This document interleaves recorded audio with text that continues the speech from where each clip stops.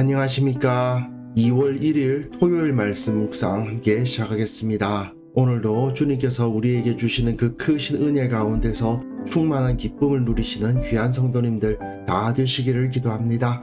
오늘 본문은 마가복음 1장 1절에서부터 8절까지 말씀이고요. 성경 통독할 말씀은 레위기 5장에서부터 7장, 그리고 내일 주일에는 레위기 8장에서부터 10장까지 읽으시면 되겠습니다. 오늘부터 마가복음 묵상이 이어지는데요.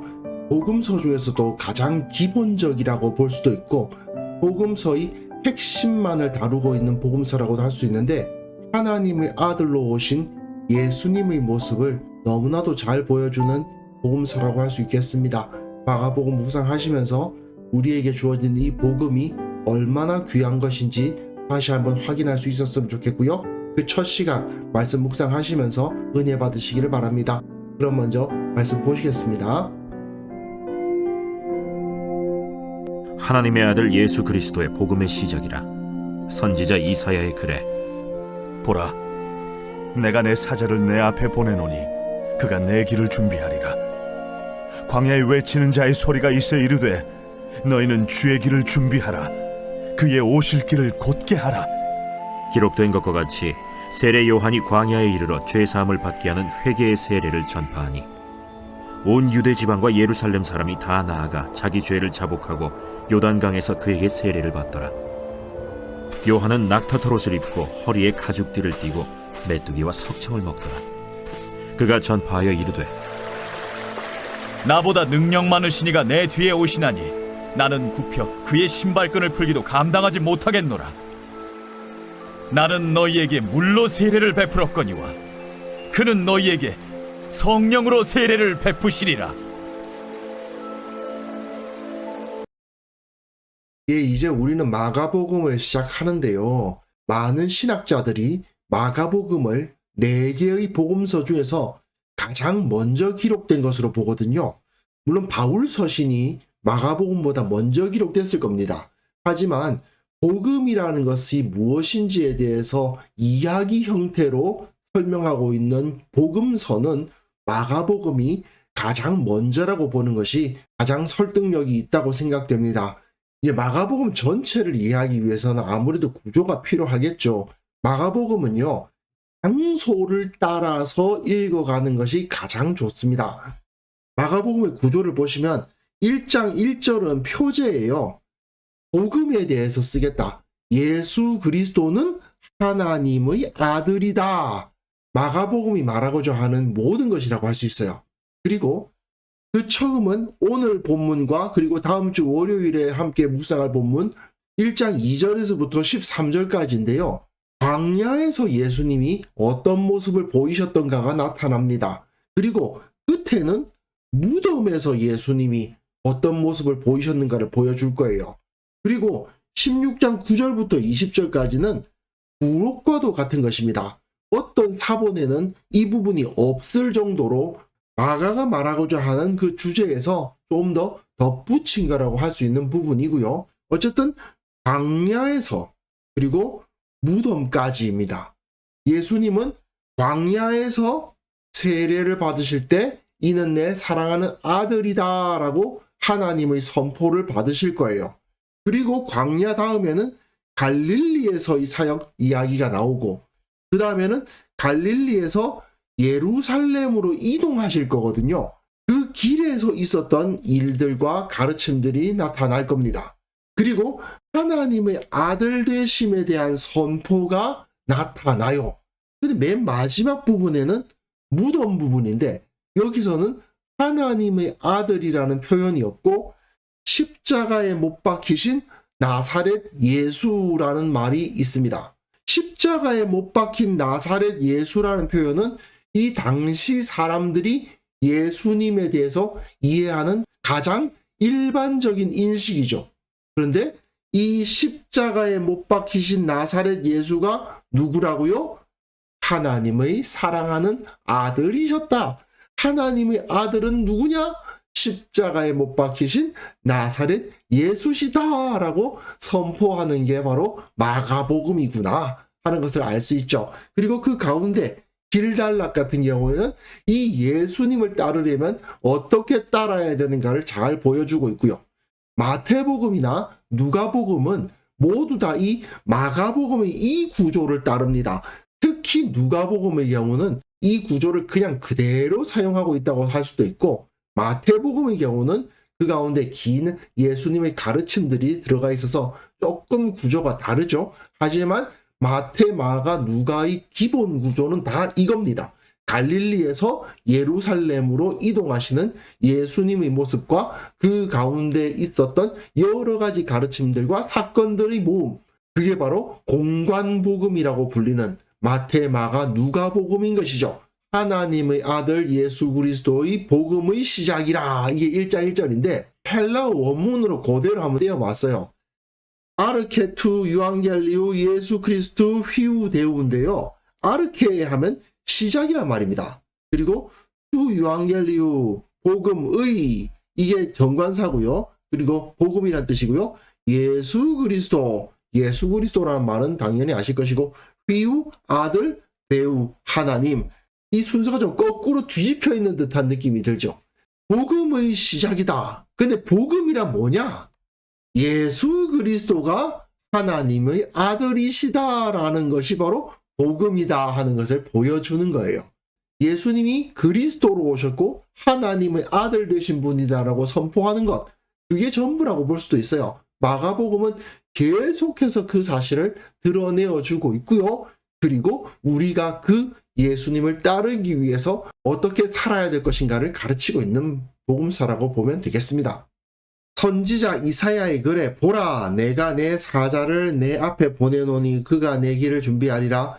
광야에서 외치는 자의 소리가 있어 이르되 너희는 주의 길을 준비하라. 그의 오실 길을 곧게 하라. 기록된 것과 같이라고 되어 있는데, 아쉽게도 이게 선지자 이사야의 글을 인용해 놓은 것이 아닙니다. 선지자 이사야의 글도 물론 있어요. 외치는 자의 소리여 이르되 너희는 광야에서 여호와의 길을 예비하라. 사막에서 우리 하나님의 대로를 평탄케 하라 되어 있죠.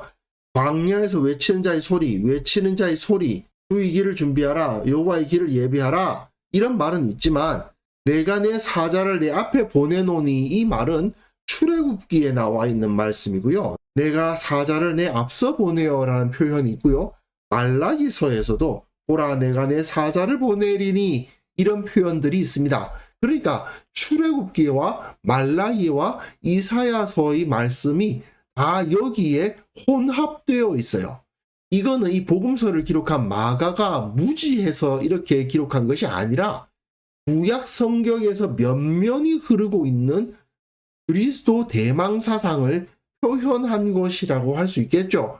다시 오실 그리스도를 준비하는 자가 광야에서 나타날 것을 보여주고 있지 않느냐. 그 일이 벌어졌다라고 말하는 겁니다. 그게 누굽니까? 세례 요한이죠. 자, 그런데 세례 요한의 모습을 한번 보세요. 세례 요한이 광야에 이르러 죄 사함을 받게 하는 회개의 세례를 전파하였다고 되어 있습니다. 온 유대 지방과 예루살렘 사람이 다 나아가 자기 죄를 자복하고 요단강에서 그에게 세례를 받는 일이 벌어집니다. 그런데 요한은 낙타 털옷을 입고 허리에 가죽띠를 띠고 메뚜기와 석청을 먹었던 사람입니다. 저와 함께 마태복음과 누가복음 묵상을 하셨던 분들은 기억하실 수도 있는데요. 요한은 구약 성경 선지자를 상징적으로 보여주는 사람이죠. 선지자의 대표, 선지자의 전형이라고 할 수 있습니다. 그런데 마가복음에서는 세례 요한이 차지하는 분량이 매우 적은데요. 세례 요한이 단순히 구약 성경의 상징이라고만 보기보다 광야 시대의 상징이라는 것이 나타나고 있어요. 이 당시 사람들이 역사 인식을 어떻게 하고 있냐 하면, 이스라엘이 출애굽한 이후에 광야 시대를 살다가 가나안 땅으로 들어가는 정복 시대에 들어갔다. 그런데 그 정복 시대가 빨리 끝나질 않았죠. 과도기 가운데 있었지 않습니까? 다윗이 나타나서 이스라엘을 완벽하게 그곳에서 정착을 시킨 거죠. 사사시대만 해도 적들을 완전히 내쫓지 못하는 과도기였지 않습니까?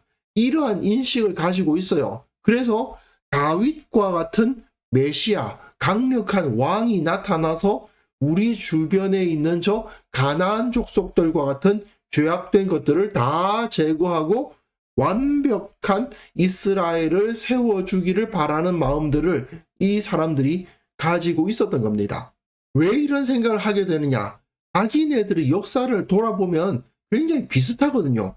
과거 이스라엘이 애굽에서 나와서 광야 시대를 살았던 것처럼 이 사람들은 바벨론 포로 시대를 보내지 않았습니까? 그러다가 귀환을 했는데 이 귀환 시대가 과도기적 시대죠. 왜?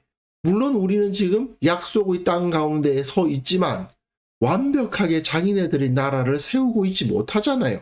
지금은 로마의 통치 가운데 있고 그 이전에는 페르시아의 통치, 또 그 이전에는 알렉산더, 헬라의 통치를 받았단 말입니다. 그런 걸 생각하면 우리가 지금 완벽한 이스라엘, 완벽한 하나님의 나라를 이루고 있지 못하다고 생각을 하고 있죠. 그러니까 메시아가 나타나서, 어떤 메시아입니까? 다윗과 같은 메시아죠. 다윗과 같은 메시아가 나타나서 그 나라를 정착시켜 주기를 기대하게 마련인 것입니다. 그래서 이 세례 요한의 모습은 광야의 모습이에요. 낙타 토록과 가죽띠, 그 땅에 정착한 사람들의 모습이 아니라 유목민들의 모습이거든요. 그리고 물론 엘리야의 모습이기도 하죠. 선지자 엘리야의 모습이기도 합니다. 메뚜기와 석청을 먹는다는 것 역시 그 땅의 소산을 먹지 못하고 광야에서 나오는 것들을 먹을 수밖에 없는 상황을 보여줍니다. 이 당시에 정착한 사람들은 당연히 마로 만든 린넨 옷을 입고 빵과 포도주를 먹게 마련이죠. 그런데 이 사람은 메뚜기와 석청을 먹고 낙타터록과 가죽띠를 띠고 있으니 이 사람은 아직까지 광야 시대에 머물러 있는 사람이라고 할 수 있겠습니다. 그리고 우리는 이 세례 요한의 선포를 주목해야 되는데요. 이 광야에서 죄 사함을 받게 하는 회개의 세례를 전파했다는 것이 중요해요. 하나님의 나라에 들어가기 위해서는 죄 사함을 받아야 한다. 죄 사함은 어떻게 받는가? 회개해야 된다. 돌이켜야 된다는 것을 여기서 보여주고 있는 것이죠. 그리고 그 회개가 선포되고 있는 지역이 요단강이죠. 여호수아가 요단강을 건너서 가나안 땅으로 들어가지 않았습니까? 거기서 죄를 자복하고 회개의 세례를 받는다는 것은 그 요단강을 건너는 과거 이스라엘 사람들의 모습을 재현할 것을 보여주고 있는 것이기도 합니다. 그리고 요한은 그가 전파하여 이르되 나보다 능력 많으신 이가 내 뒤에 오신다. 내가 여호수아와 같이 너희들을 이곳으로 건네주는 사람이 아니고 나는 굽혀 그의 신발끈을 풀기도 감당하지 못하겠노라. 이 말은 나는 그의 노예라고 불릴 수도 없는 존재다 그 말이에요. 나는 너희에게 물로 세례를 베풀었거니와 너희에게 상징적으로 이 요단강을 지나가는 것과 같은 것을 보여줌으로써 너희가 새로운 시대로 들어가게 될 것을 선포했지만 이건 어디까지나 무리일 뿐이고 그는 너희에게 성령으로 세례를 베풀어 주실 것이다. 성령 세례를 받음으로 말미암아 너희가 진정한 하나님 나라 가운데 들어갈 수 있도록 해주실 분을 만나게 될 것이다 라고 선포하고 있는 거죠. 결국은 예수님에 의해서 새 시대가 열릴 것을 선언하고 있는 것입니다. 우리가 이 세상의 역사를 나눌 때 BC와 AD로 나누지 않습니까? 예수님 이전과 예수님 이후로 나누죠.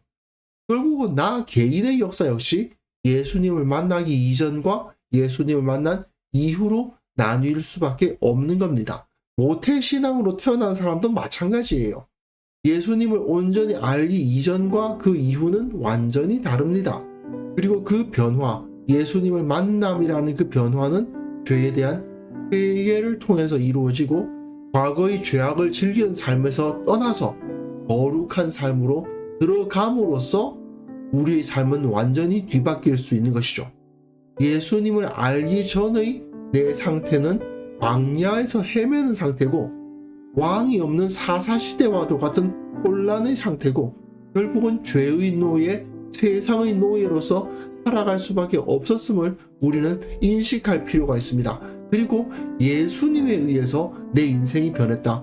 예수님에 의해서 내가 구원을 받았다는 것을 절대로 잊어서는 안 될 것이고 그 자체를 기뻐하고 즐거워할 줄 알아야 될 것입니다. 우리가 성부와 성자와 성령의 이름으로 세례를 받은 이유가 무엇입니까? 우리가 모두 다 죄의 사함을 받기 원했고 그 죄의 사함을 이루는 성령의 세례를 기대했기 때문 아닙니까? 그것을 우리가 다시 한번 기억하면서 내가 내 인생의 모든 것이 다 복음으로 설명되어야 한다는 것을 기억하는 시간이 되었으면 좋겠습니다. 그래서 이 시간 함께 기도하실 때에는요, 내 삶을 규정하는 것은 오직 복음임을 고백하며 살아가게 하옵소서. 우리 교회 모든 성도들 하나님 나라의 역사를 바라보면서 그 사역에 동참하게 하옵소서. 함께 기도하는 시간 가졌으면 합니다.